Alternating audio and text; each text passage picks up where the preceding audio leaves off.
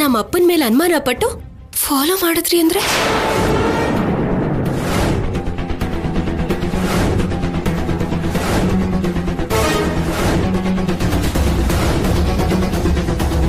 ಅನುಮಾನಿಸಬೇಕಾಗಿರೋ ಪರಿಸ್ಥಿತಿ ಬಂದಿದೆ ಕಲ್ಯಾಣಿ. ರಾತ್ರಿ ಯಾರ ಜೊತೆನೋ ಫೋನಲ್ಲಿ ಮಾತಾಡೋದನ್ನ ನೋಡಿದೆ. ಆ ಫೋನಲ್ಲಿ ಮಾತಾಡ್ತಿರ್ಬೇಕಾದ್ರೆ ಭಯ ಆತಂಕ ಇರೋ ಹಾಗನಿಸ್ತು. ಬೆಳಗ್ಗೆ ಹೇಳ್ತಿದ್ದ ಹಾಗೆ ದುಡ್ಡು ತಗೊಂಡು ಹೋಗಿದ್ದಾರೆ ಅಂದ್ರೆ ಯಾಕೆ ಏನು ಅಂತ ತಿಳ್ಕೊಳ್ಳೋಕೆನೆ ಫಾಲೋ ಮಾಡಿದೆ.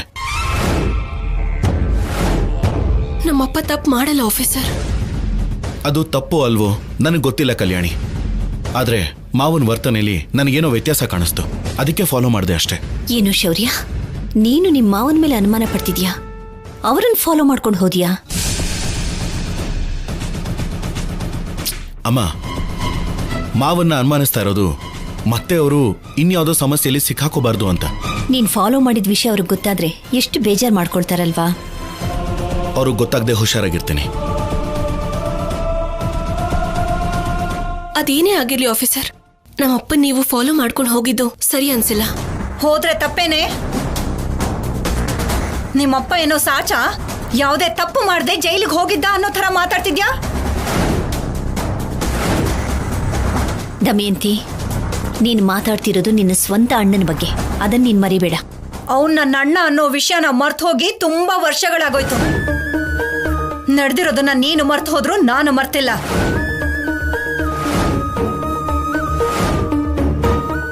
ಆವತ್ತು ನಾನು ನಿನ್ಗೆ ಹೇಳಿದ್ನಲ್ಲ ಅನುಪಮ, ಇವಳ ಅಮ್ಮನ ವಿಷಯದಲ್ಲಿ ಸ್ವಲ್ಪ ಹುಷಾರಾಗಿರು ಅಂತ. ನನ್ನ ಮಾತು ಕೇಳ್ದೆ ಶ್ರೀರಾಮಚಂದ್ರನ್ ಅಂತ ನಿನ್ ಗಂಡನ್ನ ನಾನ್ ಅನುಮಾನ ಪಡ್ತಿದ್ದೀನಿ ಅನ್ನೋ ತರ ಮಾತಾಡ್ದೆ. ಆದ್ರೆ ಆವತ್ತು ನಾನ್ ಹೇಳಿದ್ದೆ ನಡೀತಲ್ವಾ? ಅಮ್ಮ, ಆವತ್ತು ನನಗ್ ಅನುಮಾನ ಬಂದ ಹಾಗೇನೆ ಇವತ್ತು ನನ್ನ ಮಗನಿಗೆ ಅನುಮಾನ ಬಂದಿದೆ. ಅವನ ಅನುಮಾನ ಕೂಡ ಸತ್ಯ ಅಲ್ಲ ಅಂತ ಏನ್ ನಂಬಿಕೆ ಇದೆ? ಅತ್ತೆ, ಅಪ್ಪನ ಬಗ್ಗೆ ನಿಮ್ಗಿಷ್ಟ ಬಂದ ಹಾಗೆ ಮಾತಾಡ್ಬೇಡಿ. ನಿನಗಪ್ಪ ಆದ್ರೆ ನಿನಗಿಂತ ಮುಂಚೆ ನನಗ ಅವನ ಅಣ್ಣ. ನಾನ್ ಅವಾಗ ಹೇಳ್ದಾಗ ಅನುಪಮ ಹೀಗೆ ಅಲ್ಕಿಸ್ಕೊಂಡ್ ನಿಂತಿದ್ಲು. ಆಮೇಲೆ ಏನ್ ನಡೀತು ಅಂತ ಗೊತ್ತಲ್ಲ. ನಿನಗ್ ಗೊತ್ತಿಲ್ದೇ ಇರಬಹುದು, ಆದ್ರೆ ನಿನ್ನ ಸಾಕು ತಾಯಿಗೆ ಎಲ್ಲ ಚೆನ್ನಾಗ್ ಗೊತ್ತು.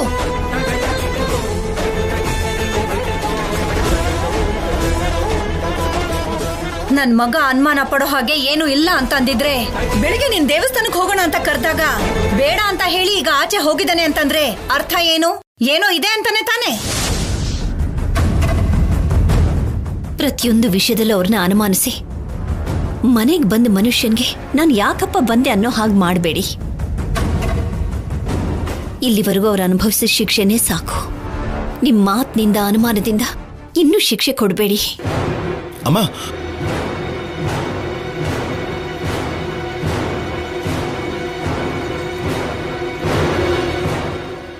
ಆಫೀಸರ್, ತುಂಬಾ ಸಮಯದ ನಂತರ ಅಪ್ಪ ಬಂದಿದ್ದಾರೆ ಅನ್ನೋ ಖುಷಿನ ದಯವಿಟ್ಟು ನಮ್ಮಿಂದ ದೂರ ಮಾಡಬೇಡಿ. ಅದು ಹಾಗಲ್ಲ ಕಲ್ಯಾಣಿ. ಅಪ್ಪ ಎಂತದ್ದೇ ಪರಿಸ್ಥಿತಿ ಆದ್ರೂ ತಪ್ಪು ಮಾಡಲ್ಲ, ಅದನ್ನ ನೆನ್ಪಿಟ್ಕೊಳ್ಳಿ.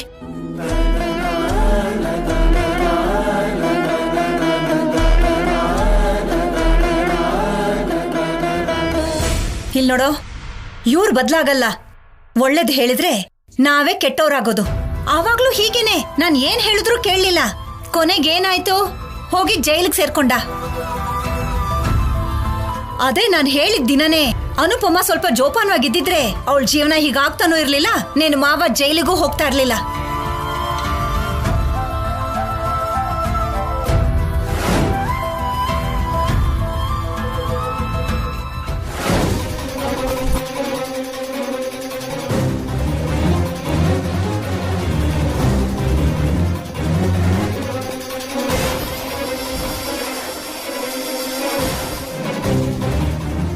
ಅನುಪಮ ಅಮ್ಮ, ಕಲ್ಯಾಣಿ ನಂಬಿಕೆ ನಿಜ ಆದ್ರೆ ಒಳ್ಳೇದು. ಆದ್ರೆ ಎಷ್ಟೋ ವರ್ಷಗಳಿಂದ ಆ ನಂಬಿಕೆನೇ ಸುಳ್ಳಾಗಿದೆ ಅಂತ ಅಮ್ಮನ ಮಾತು ಕೇಳಿಸ್ಕೊಂಡ್ರೆ ಅರ್ಥ ಆಗುತ್ತೆ. ಆಕ್ಚುಲಿ ಮಾವ ರಾತ್ರಿ ಯಾರ ಜೊತೆ ಮಾತಾಡಿದ್ರು? ಬೆಳಗ್ಗೆನೆ ಅಷ್ಟು ಆತುರದಲ್ಲಿ ಎಲ್ಲಿಗೆ ಹೋದ್ರು? ಯಾರನ್ನು ಮೀಟ್ ಮಾಡೋಕೆ ಹೋಗಿರ್ತಾರೆ? ಏನೂ ಅರ್ಥನೇ ಆಗ್ತಿಲ್ವಲ್ಲ.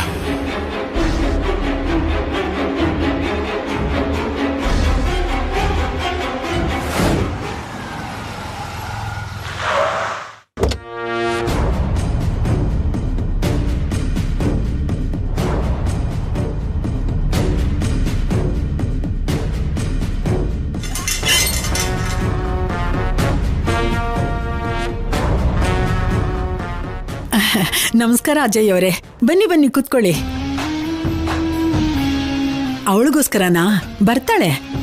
ಏನ್ ತಗೋತೀರಾ? Coffee, tea? ನಾನ್ ನಿಮ್ಮ ಹತ್ರ ಮರ್ಯಾದೆ ಇಸ್ಕೊಳಕ್ ಬಂದಿಲ್ಲ. ನೀವ್ ಬರಲ್ಲ, ಆದ್ರೆ ನಿಮಗ್ ಮರ್ಯಾದೆ ಕೊಡೋದು ನಮ್ ಮರ್ಯಾದೆ ಅಲ್ವಾ? ಅಮ್ಮ, ಅಜಯ್ ಅವ್ರನ್ನ ಯಾಕೆ ಹೀಗ್ ನಿಲ್ಲಿಸ್ಕೊಂಡೇ ಮಾತಾಡ್ತಿದ್ಯಾ? ಕೂತ್ಕೊಳ್ಳಕ್ ಹೇಳ್ದೆ ಅಮ್ಮ, ಅವ್ರು ಕೂತ್ಕೊಂಡೇ ಇಲ್ಲ. ಏನು ದಾಕ್ಷಾಯಿಣಿ, ನಾನ್ ಜೈಲಿಂದ ಆಚೆ ಬಂದೆ ಅನ್ನೋ ವಿಷಯ ಗೊತ್ತಾಗ್ತಿದ್ದಾಗೆ ಬೆದರ್ಸಕ್ ಶುರು ಮಾಡಿದ್ಯಾ? ಅಯ್ಯಯ್ಯೋ, ನಿಮ್ಮನ್ ಬೆದರ್ಸೋ ಅಂತವ್ರ? ನೀವ್ ನಮ್ಮನ್ ಹಾಗೆ ಅಪಾರ್ಥ ಮಾಡ್ಕೊಂಡ್ರೆ ಹೇಗೆ? ಏನೋ ನಿಮ್ ದಯೆಯಿಂದ ಬದುಕ್ತಿದೀವಿ.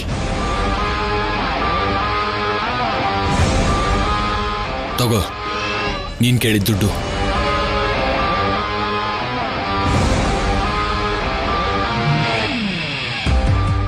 ಕಡಿಮೆ ಆಗಿರೋ ಹಾಗಿದ್ಯಲ್ಲ. ಅಂದ್ರೆ ಅಗತ್ಯ ಅಂತದ್ದು. ರೇಟ್ ಜಾಸ್ತಿ ಆಗಿದೆ, ಖರ್ಚು ಜಾಸ್ತಿ ಆಗಿದೆ ಅಂತ ಅವಳ ಉದ್ದೇಶ.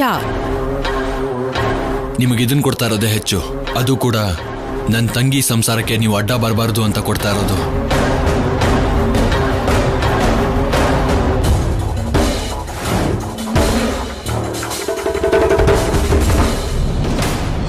ಅವಳಿಗೆ ಸ್ವಲ್ಪ ಕೋಪ ಜಾಸ್ತಿ, ಆದ್ರೂ ನನ್ನ ತಂಗಿ ದಮಯಂತಿ ಅಮಾಯಕಿ. ಅಂತವಳಿಗೆ ತನ್ನ ಗಂಡನ ಜೀವನದಲ್ಲಿ ನಿನ್ನಂತವಳೊಬ್ಳಿದಾಳೆ ಅಂತ ಗೊತ್ತಾದ್ರೆ ಅವಳಿಗೇನಾಗ್ಬಿಡತ್ತೋ ಅಂತ ನಾನು ಜೈಲಿಗೆ ಹೋಗೋದಕ್ಕೂ ಮುಂಚೆಯಿಂದ ನೀವು ಕೇಳಿದ್ನೆಲ್ಲ ಕೊಡ್ತಾನೆ ಇದ್ದೀನಿ. ಇಲ್ಲ ಅಂತ ನಾವ್ ಹೇಳಿದ್ವಾ? ನಿಮ್ ತಂಗಿಗ್ ನೋವು ಕೊಡ್ಬಾರ್ದು ಅಂತ ತಾನೆ ಶಿವರಾಮ್ ಅವ್ರ 2ನೇ ಹೆಂಡತಿಯಾಗಾದ್ರೂ ಇರ್ಬೇಕು ಅನ್ಕೊಂಡ್ ನಾನು ಹೀಗ್ ಒಂಟಿಯಾಗಿ ಬದುಕ್ತಿರೋದು. ಹೀಗಿರೋದೇ ನಿಮ್ಗೊಳ್ಳೇದು. ಹೀಗೆ ಇರ್ಬೇಕು ಅಂದ್ರೆ ಹೊರಗಡೆ ಬರ್ದ ಹಾಗೆ ಆ ಮಾಮೂಲಿನ ಸ್ವಲ್ಪ ಜಾಸ್ತಿ ಮಾಡ್ಬೇಕು. ಇಲ್ಲಾಂದ್ರೆ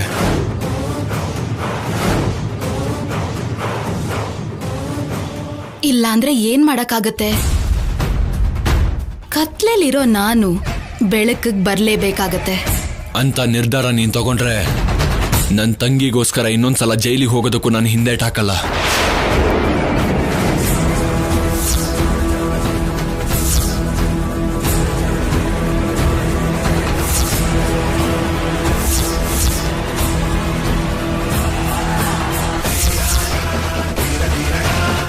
ಅಯ್ಯಯ್ಯೋ, ನೀವು ತಪ್ಪಾಗಿ ಅರ್ಥ ಮಾಡ್ಕೊಂಡಿದ್ದೀರಾ.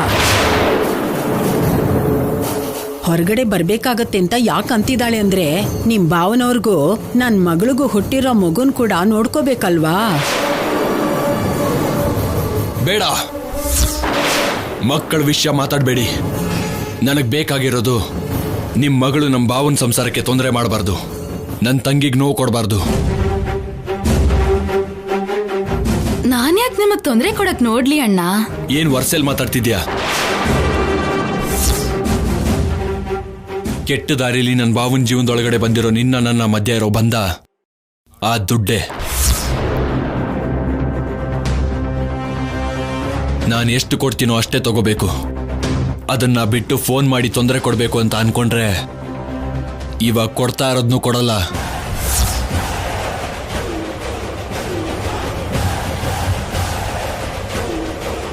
ನಿನಗೇನೇ ಅವಶ್ಯಕತೆ ಇದ್ರೂ ಫೋನ್ ನನಗೆ ಮಾಡಬೇಕು. ಅದನ್ನ ಬಿಟ್ಟು ನಮ್ಮ ಭಾವನಿಗೆ ಫೋನ್ ಮಾಡಿ ಬೆದರಿಸಿದ್ರೆ ಪರಿಣಾಮ ನೆಟ್ಟಗಿರಲ್ಲ, ನೆನ್ಪಿಟ್ಕೊಳ್ಳಿ.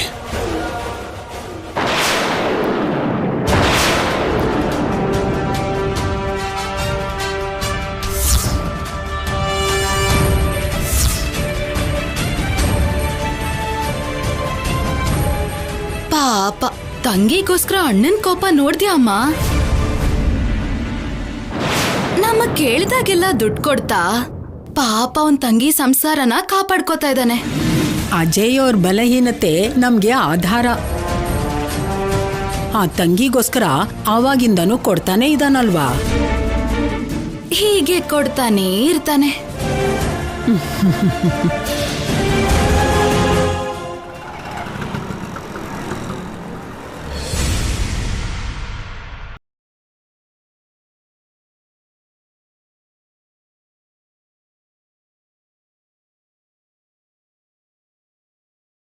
ಬಂದ ಮುರಿದು ಹೋಯ್ತು.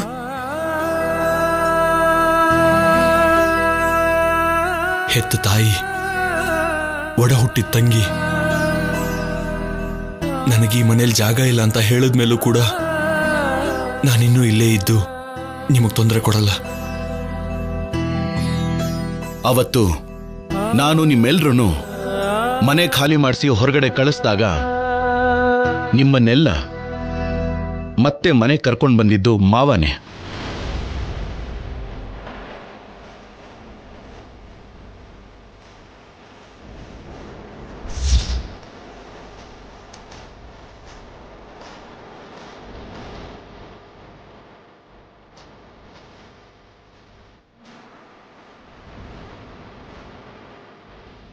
ಅಜ್ಜಿ, ಯಾಕೆ ಇಲ್ಲಿ ಕೂತಿದ್ದೀರಾ?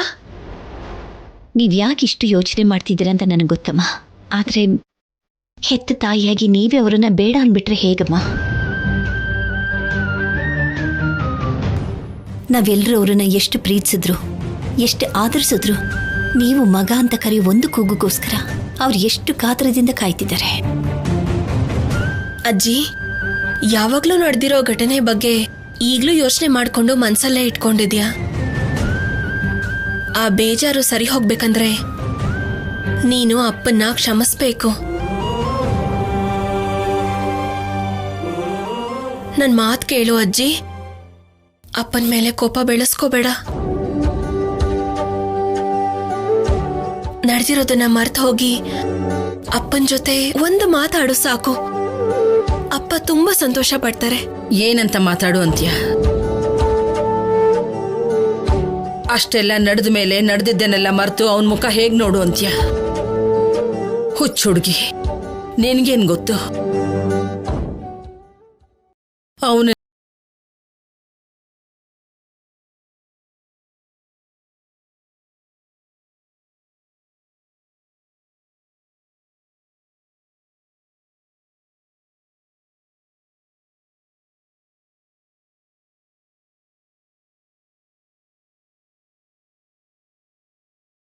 ತಪ್ಪು ಮಾಡ್ಬಿಟ್ಟ.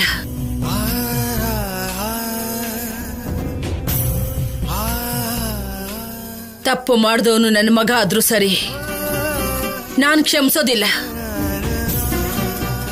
ಅಮ್ಮ, ಯಾವಾಗ್ಲೂ ನಡೆದ ಒಂದು ತಪ್ಪಿಗೋಸ್ಕರ ಅವ್ರಿಗೆ ಯಾಕೆ ಶಿಕ್ಷೆ ಕೊಡ್ತಾ ಇದ್ದೀರಾ ಅಮ್ಮ?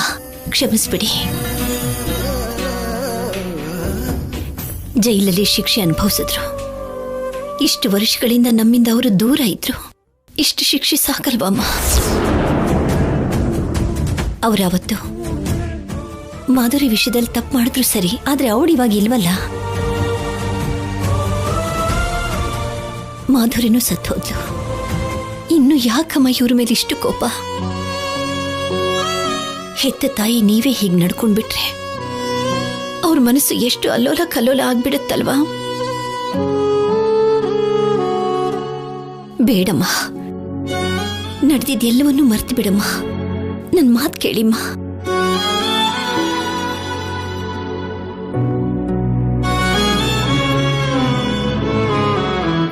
ಮಗ ಅಂದ್ರೆ ತಾಯಿ ನಂಬಿಕೆ, ತಾಯಿ ಮಮತೆ. ನನ್ನ ನಂಬಿಕೆ ಹಾಳಾಯ್ತು, ನನ್ನ ಮಮತೆ ದಾರಿ ತಪ್ಪಿಡ್ತು. ನನ್ನಿಂದ ಅದನ್ನ ಈಗಲೂ ತಡ್ಕೊಳಕ್ಕಾಗ್ತಿಲ್ಲ. ಅವನನ್ನ ಕ್ಷಮಿಸೋದು ಈ ಜನ್ಮದಲ್ಲೇ ಸಾಧ್ಯ ಇಲ್ಲ.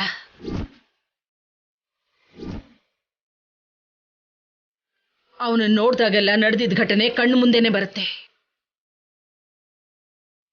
ಅವನು ಮಾಡಿದ ತಪ್ಪುಗಳು ಕಣ್ಣು ಮುಂದೆನೆ ನಡೀತಿರೋ ಹಾಗೆ ಅನ್ಸುತ್ತೆ.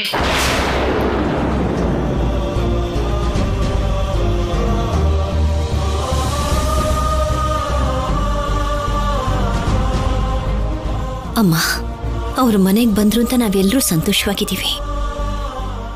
ನಿಮ್ಮನ್ನು ದಮಯಂತನು ಬಿಟ್ರೆ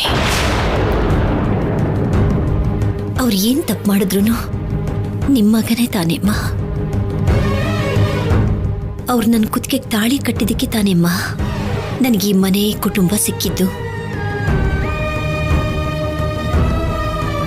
ಅವತ್ತು ಅವ್ರು ನನ್ನ ಕುತ್ತಿಗೆಗೆ ತಾಳಿ ಕಟ್ಟಿ ಹೋಗಿದ್ದಿದ್ರೆ ಇವತ್ತು ನಾನು ಈ ಕುಟುಂಬದಲ್ಲಿ ಇರ್ತಿದ್ನಾ? ನನಗೆ ನನ್ನ ಮಗಳ ಕಲ್ಯಾಣಿ ಸಿಕ್ತಿದ್ಲ? ಬೇಡಮ್ಮ, ನೀವು ನೋವು ತಿಂದು ಅವ್ರಿಗೂ ನೋವು ಕೊಡ್ಬೇಡಿ. ನನ್ ಮಾತ್ ಕೇಳು ಅಜ್ಜಿ. ನಾನೇನ್ ಕೇಳಿದ್ರು ಇಲ್ಲ ಅಂದಿಲ್ಲ. ಅದಕ್ಕೆ ಅದೇ ಪ್ರೀತಿಲಿ ಒಂದ್ ಮಾತ್ ಕೇಳ್ತೀನಿ. ಅಪ್ಪನ್ನ ಕ್ಷಮಿಸ್ಬಿಡು ಅಜ್ಜಿ.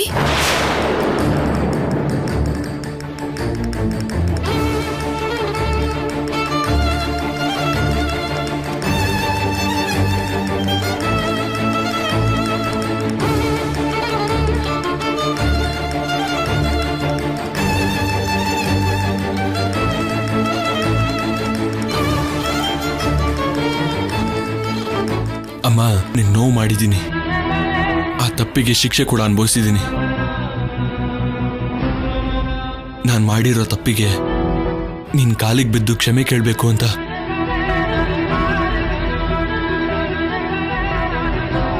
ಎಷ್ಟೋ ಸಲ ಪ್ರಯತ್ನ ಮಾಡಿದ್ದೀನಮ್ಮ.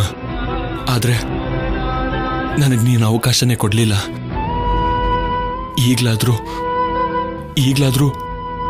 ನನ್ನ ಕ್ಷಮಿಸಮ್ಮ. ನನ್ನ ಹತ್ರ ಸೇರಿಸ್ಕೊಮ್ಮ.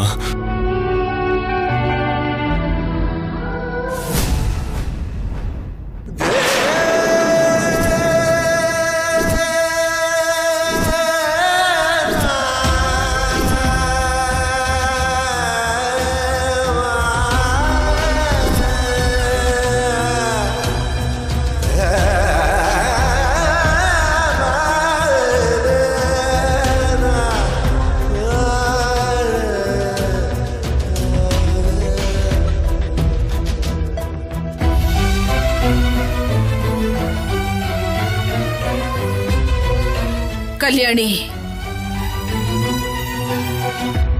ಮಕ್ಕಳು ಮಾಡಿದ ತಪ್ಪನ್ನ ತಾಯಿ ಯಾವತ್ತೂ ಕ್ಷಮಿಸ್ತಾಳೆ.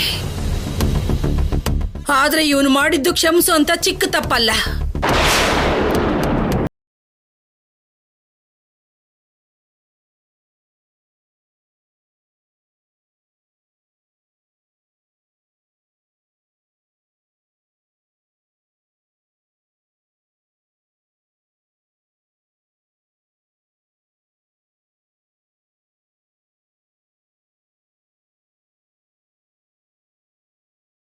ಇನ್ನು ನನಗೆ ನೋವು ಕೊಡೋದಕ್ಕೆ ನೋಡ್ಬೇಡ ಅಂತ ಹೇಳು.